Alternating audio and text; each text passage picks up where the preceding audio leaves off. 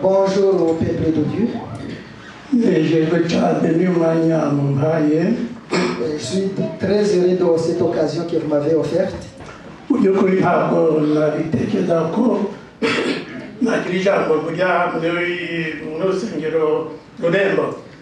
Franchement, je ne m'y attendais pas. Je ne savais pas que vous pouviez m'accorder une occasion pareille. Et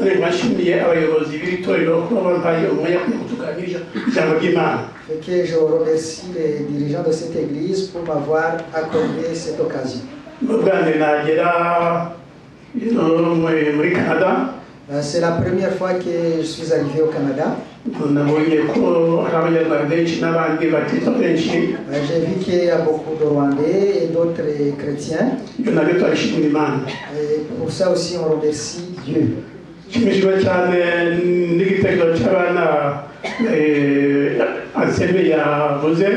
Aussi, je suis content d'avoir écouté l'histoire des enfants, ainsi que le chant que New Singers vient de chanter. Fait qu'au moment présent, on va écouter la parole de Dieu. Comme il a dit, je ne parle pas beaucoup.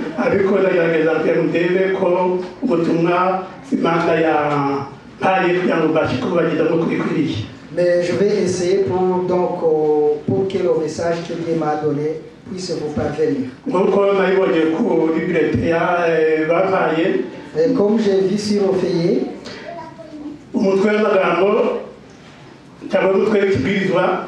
le sujet d'aujourd'hui, c'est est-ce que nous comprenons bien les Saintes Écritures? Est-ce que nous comprenons bien les Saintes Écritures? On lit les Saintes Écritures, on étudie la Bible, mais est-ce qu'on comprend tout ça? Je suis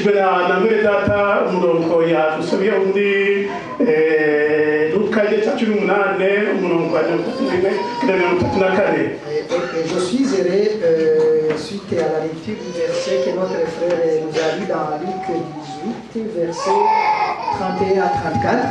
Il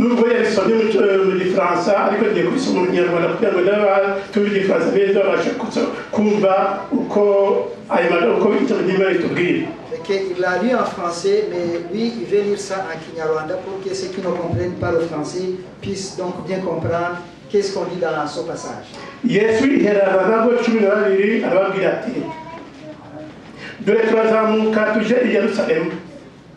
kandi ibyanditswe n'abahanuzi byose bizasohora ku mwana w'umuntu. Azagambanirwa mu bapagani, azashinyagurirwa, bazamukoza isoni, bamucira amacanga, kandi nibamara kumukubita imikoba bazamwica, maze ku munsi wa gatatu azazuka. Ariko ntibagira icyo bamenya muri ibyo, kuko ayo magambo bari bayahishwe, ntibamenya ibyo babwiwe. Nshaka kugira ngo twige hamwe cyane cyane ibintu byabaye igihe Yesu Kristo yazukaga. Je vais qu'on étudie ensemble ce qui s'est passé lorsque Jésus s'est ressuscité. Vous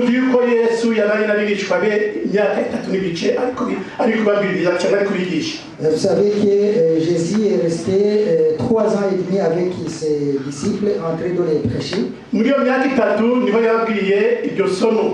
Fait que pendant ces 3 ans, c'est à ce moment qu'il a parlé ces paroles qu'on a trouvées dans Luc 18, 31 à 31. Ngiye kubatankurita batankorera byose ibyo byose bizaba kandi uko byanditswe n'abahanuzi. Il leur disait que il va être maltraité, il va être tué, il va mourir, donc comme c'était écrit dans la Bible. ariko Yesu yageze aho ngaho abaha amagambo yo kubakomeza. Mais malgré ça, donc, Jésus leur a donné une parole de réconfort. Kuko twibona muri Mariko igice cya 14 umurongo wa 18. Fait que comme on le voit dans Marc 14 au verset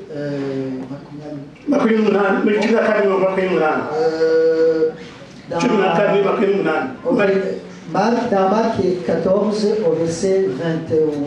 Il a dit muhumure nimara gupfa icyo nzakora ku munsi wa mbere w'icyumweru nzazuka. Fait qu'il a dit qu'il faut qu'il soit tranquille. Fait qu'il a annoncé qu'il va mourir, puis qu'au premier jour de la semaine, il va aller en Galilée.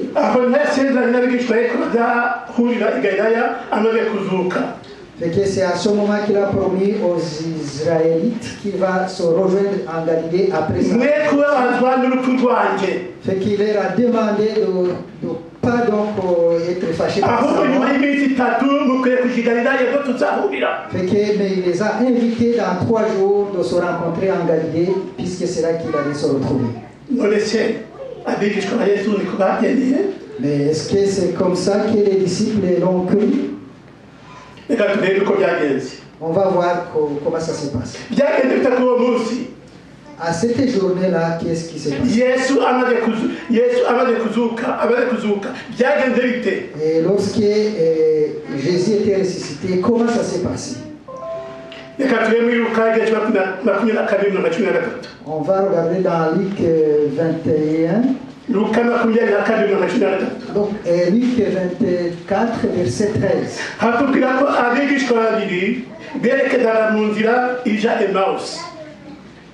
Fait que ça parle des disciples qui traversaient pour aller à Emmaüs. Fait que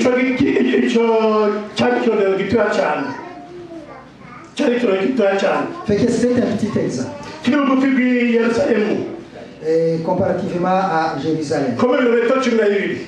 Fait que c'était 12 kilomètres.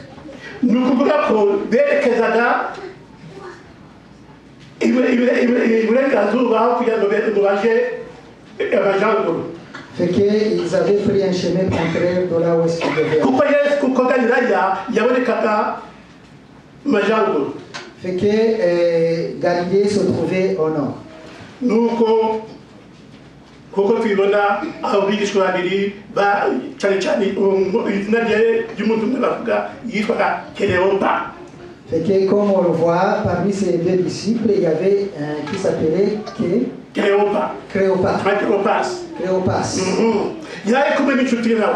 Fait que lui il n'était pas avec son ami. Bagenda baja muri cyo Emmaüs. Fait qu'ils allaient vers Emmaüs. Yesu yabonaga ntabwo yigeze avuga ati mbese ko muyobye. Fait que quand Jésus s'en est aperçu, il ne leur a pas dit qu'ils n'ont pas pris le bon chemin.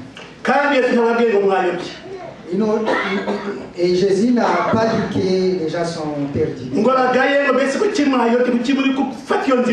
Fait qu'il ne les a pas méprisés, il ne les a pas réprimandés de prendre les mauvais chemins.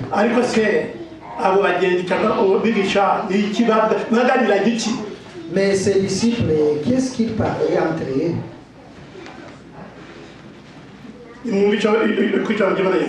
Suivez qu'est-ce que la parole. Fait que ces 2 disciples ils réfléchissaient, ils pensaient à ce qui était arrivé. Ils avaient écouté l'histoire qui s'était répandue. Fait qu'il parlait de la prédiction de la journée de Jésus. Fait qu'ils n'étaient pas heureux. Ils étaient découragés. Fait qu'ils parlaient donc du jugement et du retour de Jésus.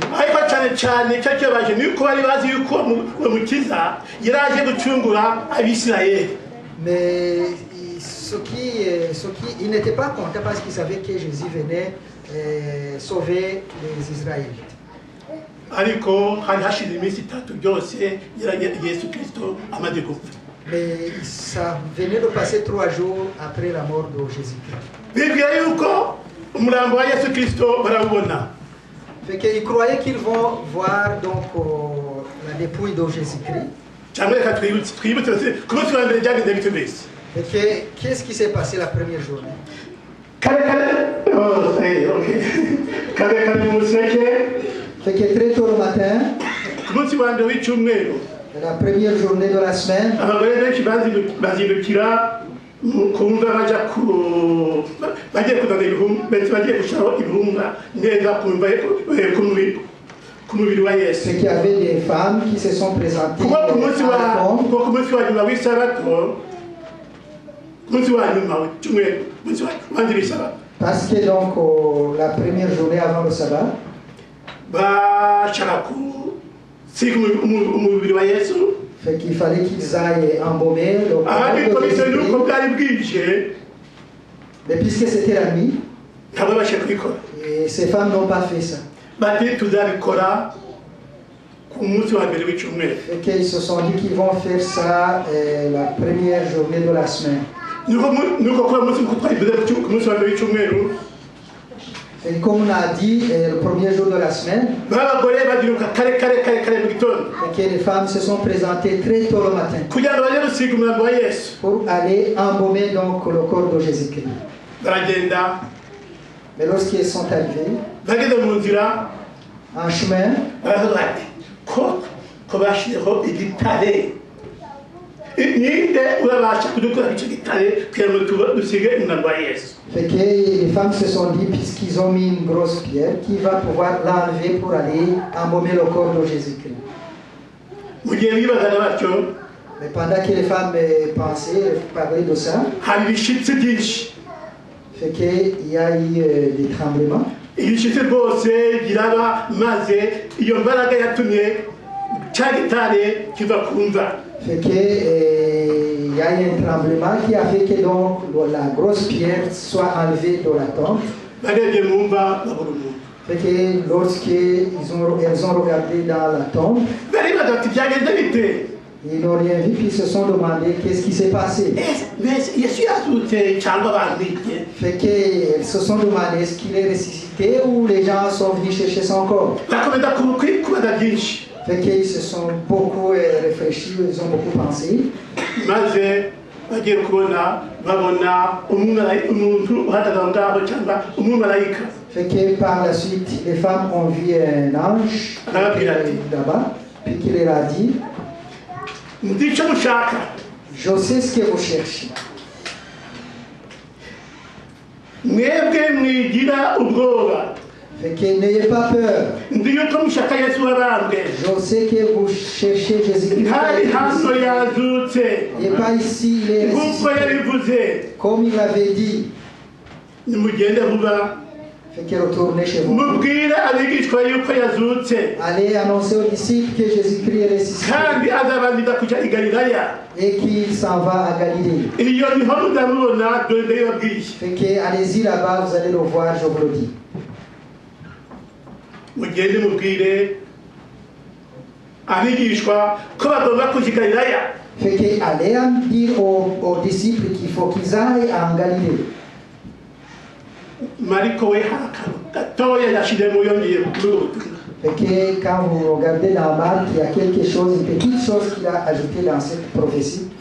Muri Mariko 16:7 Dans Marc 16, verset 7, yavuze ngo lui il a dit, mugende mubwire abigishwa na Petero. fait que lui, Marc, il dit, allez annoncer aux disciples et à Pierre. Kuki yavuze ngo Petero kandi Petero nawe yari umwigishwa. Pourquoi lui, il a parlé de Pierre alors que Pierre était un disciple? Ubu hari ubutumwa bwihisha ngaho Mariko yashaka kugeza ku bigishwa be. Fait qu'il y a un message codé là-bas que Marc voulait donc annoncer aux disciples. Reka tuzi icyo Madame White atubwira. Fait que Madame Ellen White nous dit, Yavuze ati mu gitabo cy'uwitwa ibihe byose. fait que dans ce livre qu'on vient de lire, Yavuze ku bigihe Kristo yapfaga Et depuis que Jésus-Christ est mort, petero akurikiwe n'ijisho ry'urukundo n'umubabaro yari yarebwe n'umukiza, fait que Pierre, en regardant donc le regard de Dieu, puis l'amour de Dieu, yari yafashwe n'ikiniga. fait que il avait quelque chose là qui crochait. Ntabwo yashobora kwibagirwa uburyo bukojeje isoni Fait qu'il ne pouvait pas oublier yihakanyemo shebuja. la fois qu'il a renié Jésus-Christ. Yarabaraga kuruta undi mwigishwa wese. Fait qu'il était malheureux, plus malheureux que tout autre disciple. None bari bamuvuze mu izina, Fait que là, on lui avait alors parlé nommément. ibyo byari kumuhamiriza ko kwihana kwe kwemewe kandi ko icyaha cye cyababariwe. Et que c'est un témoignage pour lui comme quoi, donc, sa repentance est reconnue et est acceptée et que son péché est pardonné. Niyo mpamvu izina rye ryavuzwe. C'est pour ça que donc son nom a été annoncé. Kuko muri iki gihe Yesu kizobikira mu rubanza, uyu Petero hari ibintu byinshi byakozwe kuri we, ibindi utabasha kubona ku bandi bigishwa. Fait que donc lorsque Dieu était avec, il y a des choses qui ont été dites sur Pierre qu'on ne peut pas voir sur les autres disciples. Kuko nabivuze ubu turi ku munsi wa mbere w'icyumweru igihe Kristo Yesu yazukaga. Fait que ici on parle de la première journée de la semaine quand Jésus est ressuscité. Dusubiye ku bagore babandi bagiye gusiga umurambo wa Yesu, Si on revient sur les femmes qui étaient allées embaumer le corps de Jésus, namwe nimwumve uko abagore byabagendekeye. fait que écoutez, suivez qu'est-ce qui est arrivé à ces femmes. Mu gihe bagiye gusiga umurambo wa Yesu, Lorsqu'elles en allaient donc embaumer le corps de Jésus-Christ, bagasanga ibuye ryakuye ku mva, fait qu'ils ont vu que la tombe était ouverte, imva irimo ubusa, fait qu'il n'y avait rien dans la tombe, batabasha kubona umurambo wa Yesu, fait qu'ils ne pouvaient même pas plus voir le corps de Jésus-Christ. ariko bakuru ba marayika babwira ko Yesu yazutse. Fait que malgré ça, elles ont entendu donc la voix des anges qui leur disait que Jésus est ressuscité. Nyuma bagahabwa amabwiriza y'uko abigishwa be bakwiriye gukora. Fait que par la suite, l'ange a donné les consignes aux femmes de ce que les disciples de Jésus doivent faire. bigaragara ko abagore bihutiye kumenyesha abigishwa ba Yesu. Fait que ici, on voit que les femmes se sont précipitées pour aller annoncer la nouvelle Kuko ibintu byabaye, de tout ce qui est arrivé. ariko umuntu yakoze ikibazo. Mais il y a une question qu'on peut se poser. Kuki abigishwa batari ari kumwe n'abo bagore? Mais pourquoi les disciples n'étaient pas avec ces femmes? Kuki abigishwa batahangaye kujyana n'abo bagore? Pourquoi les disciples n'ont pas osé accompagner ces femmes?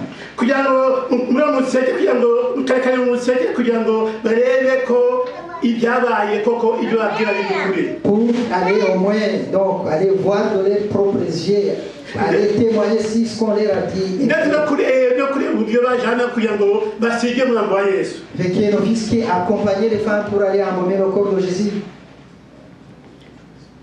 Ahubwo abigishwa Yesu bo bari bereye mu cyumba cyo hejuru. Fait que ce qui est arrivé donc, les disciples étaient dans une chambre en haut. Ibi bigaragaza yuko abigishwa ba Yesu bari bafite ubwoba. Fait que ça montre que les disciples étaient peureux, avaient la peur. Basigaye kugira ngo abasirikare b'abaromani batababona. Fait qu'ils sont restés là-bas pour se cacher puisqu'ils craignaient que les soldats romains puissent les voir. Bafite ubwoba batagira nk'uko bagize umutware wabo. Fait qu'ils craignaient que les soldats romains puissent donc les tuer comme ils ont fait Jésus-Christ. Ndetse bategeka n'abayuda. Fait qu'ils donnaient aussi des ordres aux Juifs. Ariko murabona ubutware bw'abagore. Mais vous voyez donc le courage des femmes. Bari bafite. Et le courage que ces femmes ont. Abagabo batigeze bagira. Que les hommes n'avaient pas. Ndetse twavuga yuko ibintu byarigeze bandabaga. Fait que c'était un moment difficile. Nani murebe abagabo barihishe bari mu cyumba cyo hejuru. Fait que regardez vous-même, les disciples et les hommes sont en haut, baratinyutse baragiye ati ibyo turagiye kureba aho umwami wacu bamuhange. Mais les femmes ont brisé, donc ils ont été courageuses, puis sont allées voir Jésus-Christ là où tumusige imibazo tumusenge ibikwiriye byose. Fait qu'elles étaient allées donc pour embaumer le corps. Abigishwa bamaze kumva ko imva yari mu busa. Mais quand les disciples ont entendu qu'il n'y a rien dans la tombe, abigishwa babiri nabo bahaze amagara yabo. fait qu'il y a deux disciples parmi eux qui se sont essayés. baja ku gituro kugira ngo barebe ko ibyo abagore babwiye ari iby'ukuri. Fait qu'ils sont allés sur la tombe pour aller voir si ce que les femmes racontaient était vrai. nta gishidikanya ko abigishwa be bari bagishidikanya ko Yesu yazutse by'ukuri. Fait que ça nous montre que même les disciples, ils hésitaient encore, ils ne croyaient pas que Jésus est ressuscité. muri Yohana Yesu bakujya mu hacenda habwa ngo Fait que dans Jean 9, Yohana makumyabiri mu hacenda à Jean 20 au verset 9, ça dit, kuko bari bataramenya ibyanditswe ko akwiriye kuzuka. fait que ça dit que donc ces disciples ne savaient pas encore ce qui est écrit comme quoi Jésus va être. Yesu yarabwiye igihe kirekire yabigishije igihe kirekire ariko kugenda bagingo yangaya ntabwo ari bemera ko Yesu Kristo yazutse. Fait que Jésus leur avait enseigné cette parole, mais jusqu'à ce moment-là, ils ne croyaient pas encore que Jésus est ressuscité. bisubira mu kigo cyo hejuru. Fait qu'ils sont retournés en haut dans la chambre. N'abigishwa bisubira mu kigo cyo hejuru. Fait que les deux disciples aussi ont retourné en haut dans la chambre. Igitangaje ni yuko ababyeyi babasigaye kumva. Fait que ce qui est encore étonnant, c'est que les femmes sont toujours restées sur la tombe. ariko cyane cyane Maria Magdalena Fait que spécialement Marie Magdalene. yasigaye wenyine aho ngaho wenyine. Fait qu'elle est restée là-bas toute seule. nuko abona marayika Fait qu'elle a vu un ange. hari ibitangaza nk'uko Yesu aramubonekera. Fait que donc Jésus est apparu à elle. ngo ndetse abonekera n'abandi bagore Fait que Jésus aussi est apparu devant les autres femmes. nabo bagiye kumva ariko nabo berekeza mu cyumba cyo hejuru.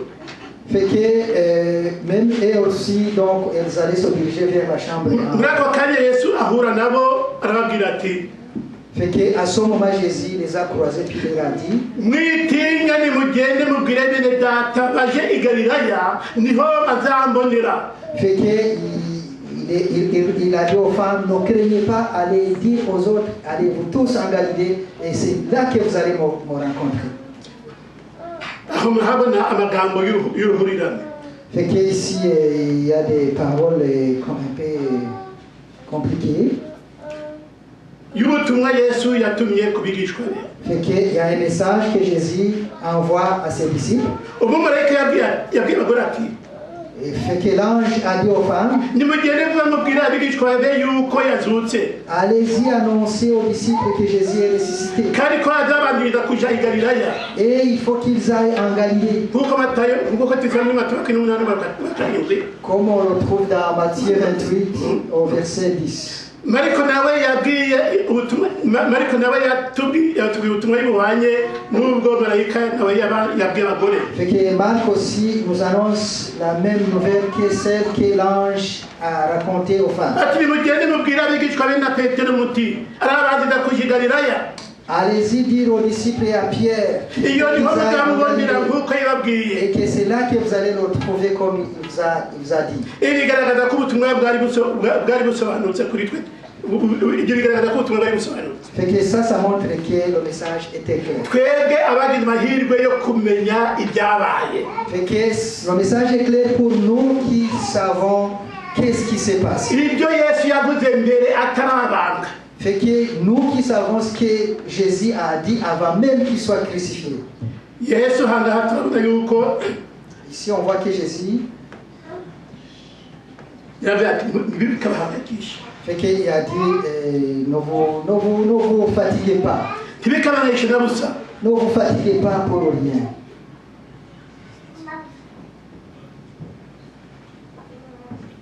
ndetse yashiraho n'akamije k'ibyo bari bakwiriye gukora nyuma yo kubambwa kwe. Fait qu'il a même ajouté ce qu'il devrait faire par rapport au passage. ati nimara gupfa akazuka. Et il disait que s'il meurt et qu'il est ressuscité, muzerekeze muzaje i Galilaya ntahandi mukwiye kuja. muzaje i Galilaya. vous irez en Galilée, pas nulle part, en Galilée. ubwo butumwa bwari busobanutse neza nta bijoro bwari buri. Fait que c'était un message clair, il n'y avait pas de confusion. i Galilaya hari kilometero 130 mu majyaruguru. Fait que la Galilée c'était à 130 km au nord. aho niho abigishwa ba Yesu bamaze imyaka itari mike babwiriza ubutumwa. C'est là où les disciples de Jésus avaient passé des années, plusieurs années, en train d'annoncer la bonne nouvelle.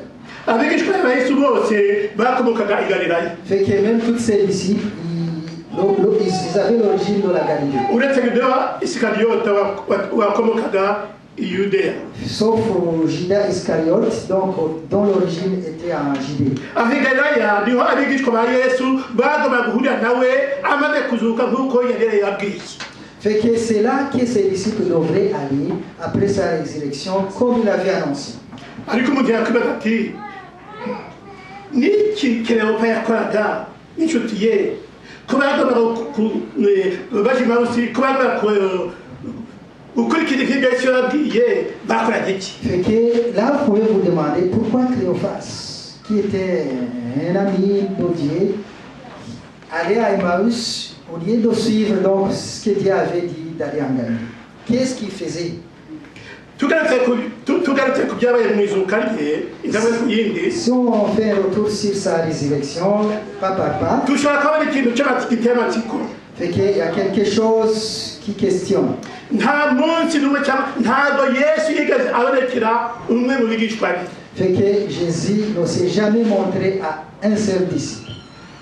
Ku gicamunsi Yesu yitegerezaga kandi agenzura ko abigishwa be baba bagengwa no kwizera cyangwa bakemera ari uko bamubonye. Fait que donc à chaque jour, Jésus était préoccupé par le fait de savoir si vraiment les disciples croyaient ou si seulement ils croyaient parce qu'ils le voient. Nabone muri Yesu Kristo ahagaze kunyeza Yerusalemu. Fait que souvenez-vous quand Jésus-Christ se trouve sur la mer à Jérusalem. Ahagaze areba abahisi n'abagenzi.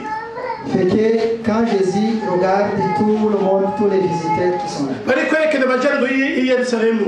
Et les gens qui marchent vers Jérusalem, Areba buri tsinda ry'abahisi n'abagenzi. qui regardent tout ce monde-là qui marche. Yigeze kubona itsinda ry'abigishwa be berekeza aho bari barasezeraniye. Fait qu'il voit donc ses disciples qui marchent vers là où il y a la promesse. Yayabwiye atari yahambwa ko ariho azahurira amaze kuzuka. Fait que ça, il avait annoncé avant même sa crucifixion. Nyuma amaze kubona yuko nta mwigishwa n'umwe berekeza aho bari basezeraniye. Fait que lorsqu'il s'est aperçu qu'il n'y a aucun disciple qui s'en allait en Galilée, là où il avait promis, nibwo yahisemo kujyana na Kleopa n'inshuti ye. fait que c'est là qu'il a préféré aller avec Cléophas, son ami. Berekeza Emausi mu majyepfo. Fait que là, ils allaient à Emmaüs au sud. Kuko twabivuze kandi ntabwo mutonganya. Fait qu'il n'aura pas insulté. Cyangwa ngo amubwe ngo yayobye. Fait qu'il ne lui a pas dit qu'il s'est égaré, qu'il n'a Ahubwo pas yakomeje demandé. ajyana nawe Emausi. Fait qu'il a continué à aller avec lui à Emmaüs. Abigisha ibyahanuwe kuri we. Fait qu'il enseignait toute la prophétie qui concernait Jésus-Christ. Kandi abigisha ibyanditswe byera bimwerekeye. Fait qu'il a enseigné aussi la bonne parole qui concerne Jésus-Christ. Reka twumve icyo Ellen White avuga. On va écouter qu'est-ce que Ellen White dit. Mu kwigisha abigishwa be Fait que pour prêcher ses disciples, Yesu yabagaragarije agaciro k'ubuhamya. fait que Dieu leur a montré la valeur du témoignage. Isezerano rya kera ryatanze ku murimo wa Yesu. Fait que le témoignage qu'on trouve dans l'Ancien Testament concernant l'œuvre de Jésus. Mu gihe cya none Pour le moment, abakristo bazi kwigisha bashira isezerano rya kera ku ruhande. fait qu'il y a des chrétiens qui enseignent, qui prêchent, mais qui ignorent l'Ancien Testament. Nkaho ryaba ryarataye agaciro kose. Comme si l'Ancien Testament n'a plus de toute sa valeur. Iyo siyo nyigisho ya Kristo. Fait que ça, ce n'était pas l'enseignement. Ahubwo le message de Jésus. ahubwo ibiramambo Kristo yerekanye uburyo isezerano rya kera yari agaciro. Fait que ce qui est important, c'est que Jésus a montré comment l'importance qu'il a accordée à l'Ancien Testament. Yaravuze ati Il a dit, nibatumvira Mose n'abahanuzi fait que s'ils n'écoutent pas Moïse et ntibakwemera naho umuntu yazuka. fait qu'ils ne pourront pas croire ou accepter qu'une personne peut ressusciter. Wifuza ibihe byose paji 320. Fait que ça, c'est la référence où est-ce que vous trouvez ce mot.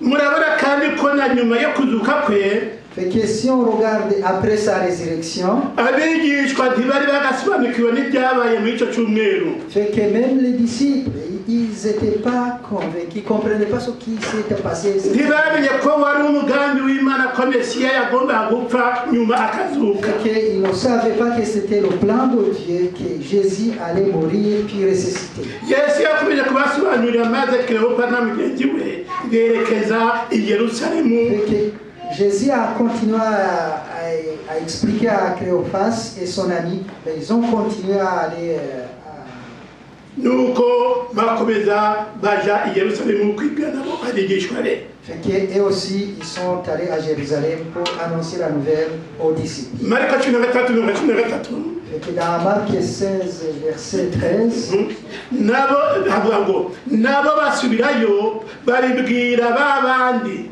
nyamara ntibaremera nabo. fait que donc même eux, ils sont allés, ils ont annoncé aux disciples, mais eux aussi, les disciples aussi ne les ont pas cru. Ababyeyi cyangwa abagore baragiye barabwira ntibabyemera. Fait que les femmes sont allées, ont annoncé, mais ils ne les ont pas cru. Ababonye Yesu Kristo yarababwiye ati mugire mubabwire nabo baragenda ntibabyemera. Fait que les gens qui ont vu Jésus-Christ sont allés leur dire, mais ils ne les ont pas cru aussi. Murabona yuko kugeza magingo aya abigishwa bari bagishidikanya ko Yesu yazutse koko. Fait qu'à présent, vous voyez que les disciples, ils hésitent encore, ne croient pas que Jésus est vraiment ressuscité. Reka tuvuge ibyo Toma yavuze. Ibyo Toma yavuze. On va écouter ce que Thomas a dit. Turebye muri Yohana 20:25. Si on regarde dans Jean 20, verset 25, igihe abigishwa ba Yesu bari bakabwira Toma igihe abigishwa bakabwira Toma ko babonye Yesu ko Yesu yazutse. et que lorsque les disciples sont allés voir Thomas et qu'ils lui ont dit que Jésus est ressuscité, qu'ils l'ont vu, Mu byo Toma yavuze. écoutez qu'est-ce que Thomas Ni ntabona inkovu n'imbere mu biganza bye. fait qu'il dit que s'il ne voit pas donc la cicatrice dans sa porte ngo nzishyire n'urutoki rwanjye et qu'il mette donc son doigt, nzijya n'ikiganza cyane mu rubavu sinzeme. fait que, et qu'il ne pose pas donc sa main sur les côtes de Jésus, il ne croira pas. Murabona yuko igihe cyose Toma ntabyemeraga ndetse n'abigishwa be ku idongo bakabyemera. Fait que vous voyez que même là, Thomas ne croit pas, même les disciples ne croient pas aussi. Ntabwo ari tuba gusa bashidikanyaga bashaka kwizera amaze kubona Yesu. Fait que c'est pas Thomas seulement qui a hésité puis qui devait chercher à croire après avoir vu Jésus. Kuko nyuma y'izuka rya Yesu abigishwa be bigiriye mu cyumba cyo hejuru aho kwerekeza i Galilaya. Puisque après la résurrection de Jésus-Christ, même les disciples ils sont allés en haut au lieu d'aller donc en Galilée. Iyo bizera inyigisho za Yesu S'ils avaient cru donc aux enseignements de Jésus-Christ, bari kuva i Yerusalemu bakerekeza i Galilaya guhurirayo na fait Yesu. qu'ils allaient quitter Jérusalem puis ils allaient aller en Galilée pour aller rencontrer Jésus. Yemwe n'igihe Yesu yabohereje ubutumwa bwo kuja i Galilaya amaze kuzuka. Fait que même après sa résurrection, quand Jésus leur a envoyé un message pour qu'ils aillent en Galilée, Ntabwo bigeze bava i Yerusalemu kuko batizeraga ko Yesu koko yazutse. c'est qu'ils n'ont pas quitté Jérusalem parce qu'ils ne croyaient toujours pas que Jésus est ressuscité. Nibwo Yesu yinjiye mu cyumba cyo hejuru Fait que Jésus alors est rentré dans la chambre en haut. ahagara imbere yabo. Fait qu'il s'est mis devant eux. Abigishwa bagize ubwoba Fait que les disciples ont tremblé. bagira bahinda umushyitsi Ils ont tremblé, ils ont nkaho eu babonye peur. umuzimu. Fait qu'ils croyaient que c'est un démon. Aha baratwereka ko atari Toma washidikanya kuko Yesu gusa yazutse. Fait que ici on voit que c'était pas Thomas seulement qui hésitait comme quoi Jésus. Igitangaje ni yuko abigishwa bagumye i Yerusalemu ikindi cyumweru Fait que ce qui est étonnant, c'est que ses disciples sont restés à Jérusalem une autre semaine. batari bamasha ku Yerusalemu kuko tubisaba muri Yohana igihe cya 20:26. Ceux qui sont restés n'ont pas pu aller à Galilée, comme on le voit donc dans Jean 20, verset 26. Ni kuwa mbere w'ikindi cyumweru Yesu yongeye kubonekera abigishwa be noneho Toma yari ahari. Fait que c'est la première journée d'une autre semaine quand Jésus donc s'est montré aux disciples qu'à ce moment Thomas était présent. nuko abigishwa cumi n'umwe baja i galilaya ku musozi yesu yabategetse. Et que les 11 disciples sont allés alors en Galilée, là où Jésus leur avait demandé d'aller. muri Mateyo 28:6 Dans Matthieu 18, verset 16, yabahaye ubutumwa bukomeye et qu'il leur a donné un message important, kwigisha amahanga yose. et qu'il allait enseigner toutes les nations. ni rya somo riboneka muri Mateyo 28:18-20. Fait que ça, vous pouvez trouver ces mots dans Matthieu 28, 18 à 20. amahanga yose babatize abizera babatire byose Fait qu'il leur a demandé d'aller enseigner toutes les nations, puis ceux qui croient, ils vont les baptiser. ikibazo nabaza cyangwa nabaza Une question qu'on peut se poser. mbese ababigishwa basobanukiwe n'ubutumwa Yesu yabahaye. Est-ce que cette fois-ci, les disciples ont compris son message que Dieu venait de leur donner? niba barabwiyumvise babwakiriye bate? Et si ils ont écouté le message, comment ils ont accueilli, ils ont reçu son message? tuvuge kuri Petero Si on prend Pierre, cyangwa tukavuga kuri Yohana si on prend Jean, cyangwa Toma si on prend Thomas, wabonye Yesu i Yerusalemu, qui a vu Jésus à wabanye nawe ku Jérusalem, musozi, qui a vécu avec lui sur la montagne, none aje iwawe maze aguha ubutumwa ndetse n'inyigisho. fait qu'il est arrivé chez lui, il a donné aussi des enseignements et des messages, ko agiye kugaruka vuba qu'il allait retourner. akaguha n'inshingano yo kujya kubwiriza ubutumwa bwiza amahanga Il a yose. donné la mission d'aller enseigner la bonne parole à toutes les nations. wakora iki? Et toi, si c'est toi, qu'est-ce que tu ferais? reka turebe icyo Petero yakoze na bagenzi be bamaze guhabwa ubwo butumwa bwo kujya kubwiriza. On va voir ce que Pierre a fait lorsqu'il a reçu cette injonction, son message de Dieu pour aller prêcher la bonne nouvelle. turebe muri Yohana igice cya 21:23 Fait que si on regarde dans Jean 21, versets 2 et 3, havuga ko ça dit que aho kugira ngo bajye kubwiriza ubutumwa au lieu d'aller prêcher la bonne nouvelle, ahubwo bigiriye kuroba. fait qu'ils sont allés à la pêche.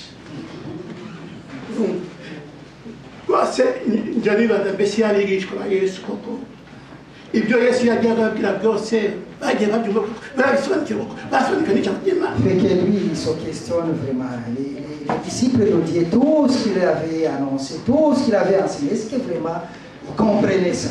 bagiye gukora akazi bakoraga mbere batari baba abigishwa ba Yesu. Fait qu'ils sont retournés faire leurs anciens métiers qu'ils faisaient avant même qu'ils soient les disciples. aho kujya kubwiriza ubutumwa nk'uko Yesu yari yamaze kubaha izo nshingano.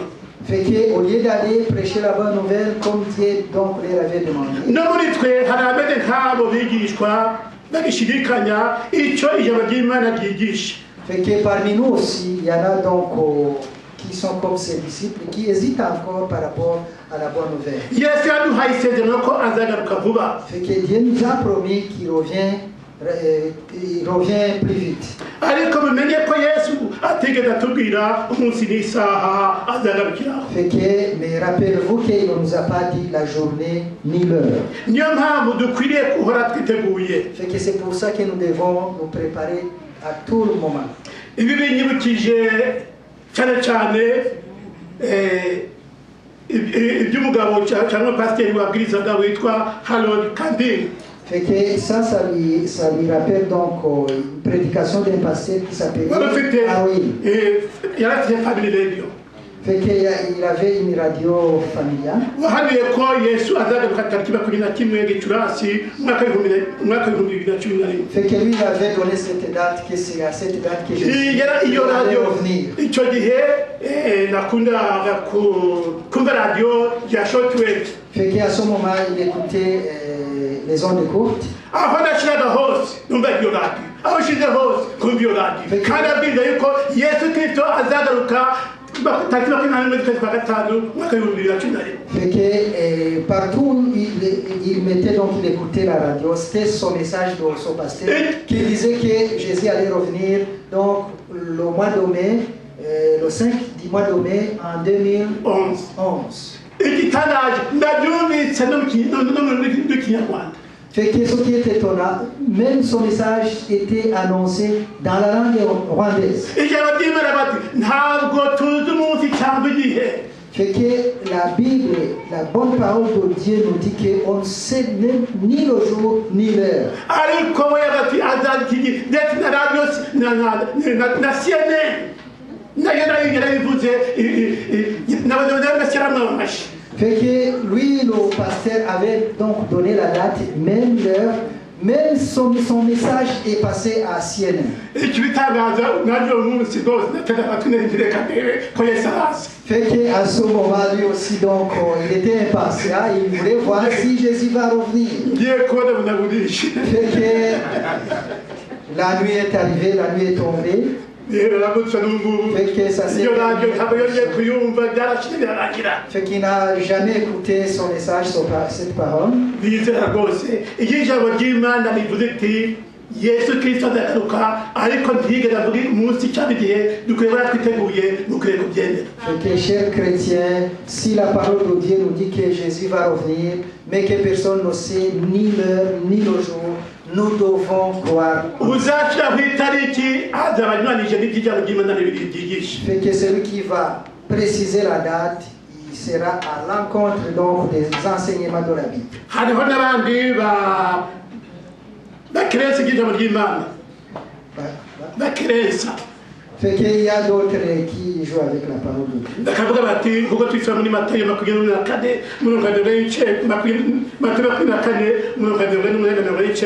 Fait que comme on le trouve dans Matthieu 24, versets 48 et 49. data ujaratinze. Fait qu'il y en a qui disent que il tarde à venir. maze agatangira gukubita abagaragu be bagenzi be no gusangira n'abasinzi. Fait qu'à ce moment, il commence à se mettre dans toutes sortes de péchés. baba muri twe hari bamwe bagishidikanya n'abagaranti. Fait qu'il y en a même parmi nous qui hésitent et puis qui se questionnent, isezerano ryo kuza kwe riri hehe qui demandent sa promesse, pourquoi sa promesse ne se réalise ko pas? uhereye aho abasokuruza basinziriye byose bihora uko byahoze. Pourquoi sa promesse ne vient pas depuis nos ancêtres? Yesu aratinze. Fait que à ce moment, ces gens ils disent que Jésus tarde à venir. maze bagatangira gukora ibyo bakoraga kera À ce moment, ils retournent dans les anciennes bébites. batari bakakira ubutumwa bwiza. Fait qu'ils ne veulent pas recevoir. Et ils retournent dans ce qu'ils faisaient avant de recevoir la bonne nouvelle. cyangwa batari baba abadivantisite Ou avant qu'ils soient des adventistes. kuko abigishwa ba Yesu bongeye gusubira ku mwuga bakoraga kera. Comme les disciples donc, sont retournés dans les anciennes jobs avant qu'ils soient les disciples de Dieu. mu by'ukuri En vérité, twahamagariwe kugarura mu by'ukuri twahamagariwe kubwiriza ubutumwa nk'uko Yesu Kristo yabidusabye. fait qu'en vérité, donc, on a un appel d'aller annoncer la bonne nouvelle. mu baturanyi bacu Il faut qu'on aille l'annoncer dans nos voisins. rimwe na rimwe tukibagirwa ko ndetse twahamagariwe kubwiriza ubutumwa bwiza ku batari babumenya. Fait que des fois, on oublie même qu'on a un appel d'aller annoncer la bonne nouvelle à ceux qui ne la connaissent pas. mu gihe tutabasha kugira aho tugera ari twahamagariwe na rimwe kugarura kimwe cya cumi n'utumaturo kugira ngo afate iyo nshingano tutabasha Fait kugeraho. que si on n'est pas en mesure d'y aller, à ce moment donc, on a un appel, on nous demande de payer les dîmes et les offrandes pour que cet argent puisse payer ceux qui vont aller plus loin annoncer la kandi ibyo tukabikora twiga ijambo ry'Imana turisoma kuko ariryo rumuri rutumurikira kandi rutumenyesha ubushake bw'Imana. Fait que nous devons faire tout ça en lisant et en étudiant la parole de Dieu, puisque c'est cette parole qui va nous aider à comprendre la volonté de Dieu.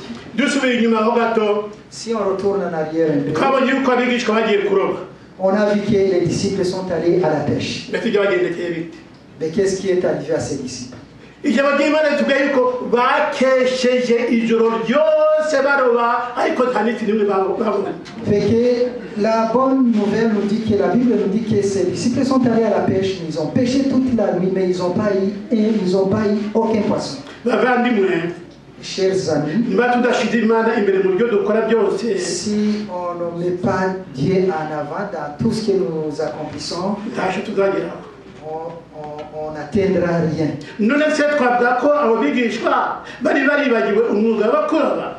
Est-ce qu'on peut dire que ces disciples avaient oublié le métier de la pêche. kuko bari baragenda Yesu igihe kirekire Parce qu'à ce moment, ils avaient passé beaucoup de temps avec Jésus-Christ, puis ils n'ont pas retourné à la pêche. mu gihe barobaga barananiwe Le fait que pendant qu'ils étaient en train de pêcher, ils se sont fatigués, bagwa agacuho et ils avaient soif, barasonza ils avaient faim, badafite ikintu cyo bakora fait qu'ils n'avaient rien d'autre à faire. bagenda kubabona umugabo ku nkengero y'inyanja Fait qu'à ce moment, au bord de la mer, ils se sont aperçus d'un ariko homme, ntibamenya ko ari Yesu mais ils n'ont pas découvert, ils n'ont pas compris que c'était Jésus-Christ. ariko Bibiliya itubwira ko Mais la Bible nous dit que ubwo bwari ubwa gatatu c'était la troisième fois Yesu abonekera abigishwa be que Jésus apparaissait, se montrait aux disciples amaze kuzuka après sa résurrection. kuko ibyo tubisoma muri Yohana 21:14 Fait que c'est dans Jean 21 au verset 14.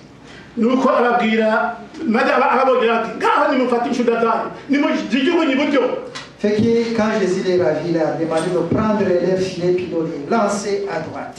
ariko si uko uri kutubwira tujugunye inshuda zacu iburyo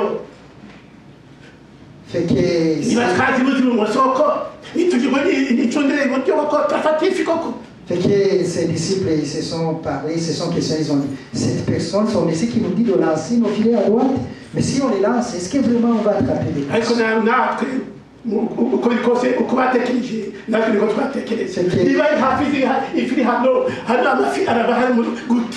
Fait que ça, là, on peut avoir le même réflexe. ariko bitewe n'uko abigishwa ba Yesu babonaga yuko nta kundi babigenza bakesha ijoro ryose ntacyo babonye ati reka tupfe kujugunya. Fait que ça aussi, on peut avoir le même réflexe. Si on n'a pas eu de poisson à gauche, comment on va les trouver à droite? Mais puisqu'ils n'avaient plus rien à perdre, ils se sont essayés, ils ont dit, on va lancer n'importe comment à droite. nuko barajugunya ngaho ngaho Fait qu'ils ont lancé le fisc pour satisfaire la bagiye source. kubona yemwe mbega ibifi Mais par la suite, ngo byabananiye baratabaza bagira muze mudufashe. fait qu'à ce moment, ils ont eu beaucoup de poissons, ils ont même crié à l'aide, ils ont demandé l'aide pour aller donc sortir les poissons. igihe dukora ikintu cyose kitarimo Yesu tuzatsindwa. Fait qu'à tout moment, à chaque moment, si tout ce qu'on fait, on ne met pas Jésus-Christ en avant, ariko nitwirigira byose dukora twashaka Yesu Kristo imbere tuzatsinda. fait que, mais si dans tout ce qu'on fait, on met Jésus-Christ en avant, on va réussir. bageze ku musozi Mais lorsqu'ils ont quitté la mer, puis qu'ils Ben, sont on nous arrivés, verra. ils ont vu le feu, ifi dokeje n'umutsima fait qu'ils ont grillé le poisson, nuko ils ont Yesu mis la pâte. abasezerana ko azabana nabo iteka ryose. Fait qu'à ce moment, Jésus leur a promis qu'il va rester avec eux éternellement. bakimara kurya Après avoir mangé, Yesu bata Petero gatatu ko amukunda. fait que Dieu a demandé à Pierre 3 fois si Pierre l'aime. Yesu ati Puis Jésus a dit, urankunda est-ce que tu m'aimes? nimunkunda ndagira intama zanjye. Fait que si tu m'aimes, garde mes troupeaux. ndaguhaye inshingano zo kuba umurobyi bw'abantu Je te donne la mission d'aller pêcher aho les kuba hommes umurobyi w'amafi. au lieu d'être un pêcheur de poissons. aha biratwereka ko kugeza magingo aya Petero n'abandi bigishwa ntabwo bari bakumva ibyanditswe n'ubuhanuzi bwerekeye Yesu kandi ntibari bakagira aho basobanukiwe n'inshingano bahawe. Fait que cette partie, donc ça nous montre aussi que jusqu'à présent, Pierre et les autres disciples ne comprenaient pas leur mission, puis la parole de Dieu, puis la mission que Jésus a ntabwo bari donnée. bakiye kumva neza inshingano bari bahawe. Ils n'ont pas vraiment compris la mission que Jésus leur a ariko donnée. Yesu ntabwo yabaretse Mais Jésus ne les a pas abandonnés. yakomeje kubasobanurira no kubigisha Il a continué à les prêcher puis à les expliquer. kandi abasezerano ko azabana nabo kugeza ku mpera y'isi. C'est qu'il a même promis de vivre et de rester avec eux éternellement. nyuma yaho nibwo basobanukiwe n'ijambo ry'Imana. C'est après ça qu'ils ont compris alors la parole de Dieu. nuko bemera inshingano bari bahawe Ils ont accepté la mission qu'ils avaient eue. batangira kubwiriza ubutumwa Ils ont commencé bwiza à isi approcher la yose. bonne nouvelle à travers le monde. bene data Chers frères, bidatinze Yesu agiye kugaruka. Sans tarder, Jésus va revenir. ubutumwa bwiza ubu buri hafi kugera ku mpera y'isi. La bonne nouvelle va bientôt être prêchée à travers tout le monde. Yesu yaduhaye inshingano dukwiriye gusohoza atari yagaruka. Fait que Jésus nous a donné une mission que nous devons accomplir avant son retour. buri wese afite inshingano akwiriye gukora.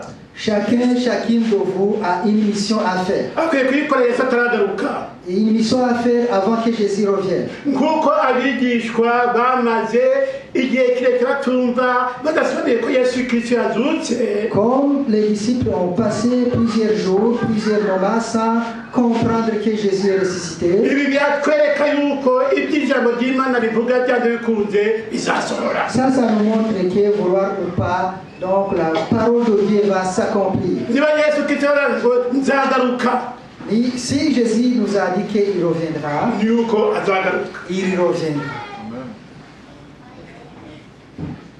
Yesu aradutegereje kuko yategereje Petero n'abigishwa be i Galilaya. Fait que Jésus nous attend comme il a attendu ses disciples en Galilée. Yesu yaravuze ati, Et Jésus a dit, kandi ko ngiye kubategurira hanyu, je vais vous préparer une place. nzagaruka mbajyane iwanjye, Je reviendrai vous chercher, vous amener chez moi aho ndi namwe muzareyo. pour que vous soyez là où je suis.